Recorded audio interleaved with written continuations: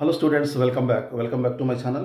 According to the official reports, TSMCET exam is going to be held from second week of May second week onwards.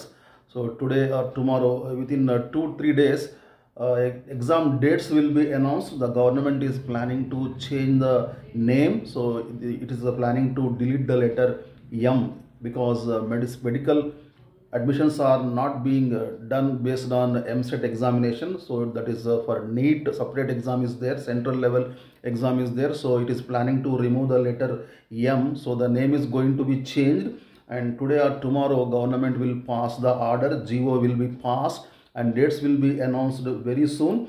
ESET will be held in the first week of May, and May last week onwards PE set, PGE set, various exams are going to be held, and dates will be announced. Schedule will be released within 2 or 3 days. రాష్ట్రంలో ఎంసెట్ పరీక్షలను మే 2వ వారం నుంచి నిర్వహించనున్నట్లు సమాచారం వస్తుంది. Official reports ద్వారా తెలుస్తుంది. ఇవాళ లేదా రేపు ఎంసెట్తో పాటు ICET, EdCET, PG CET, PE CET, law CET తేదీలపై ప్రకటన వచ్చే అవకాశం ఉంది.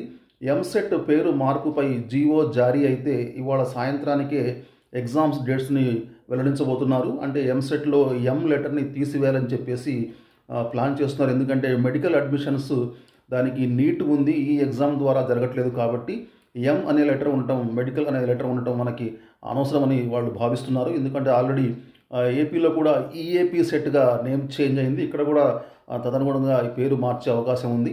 సో ఇవాళ రేపులో షెడ్యూల్ రిలీజ్ అవుతుంది. అలాగే మే మొదటి వారంలో ఈ సెట్, మే చివరి వారం నుంచి జూన్ ఫస్ట్ వీక్లో పీఈ సెట్, పీజీ సెట్ ఇలాంటి ఎగ్జామ్స్ జరగబోతున్నట్లు సమాచారం వస్తుంది. సో 2-3 డేస్లో మనకి షెడ్యూల్ రిలీజ్ అవుతుంది అనమాట. ఓకే, ఇది ఇంటర్మీడియట్ ఎగ్జామ్స్ రాసే వాళ్ళకి, అలాగే డిగ్రీ రాసే వాళ్ళకి గుడ్ న్యూస్ అని చెప్పుకోవచ్చు. ఓకే, ఇలాంటి అప్డేట్స్ కోసం చూస్తూనే ఉండండి.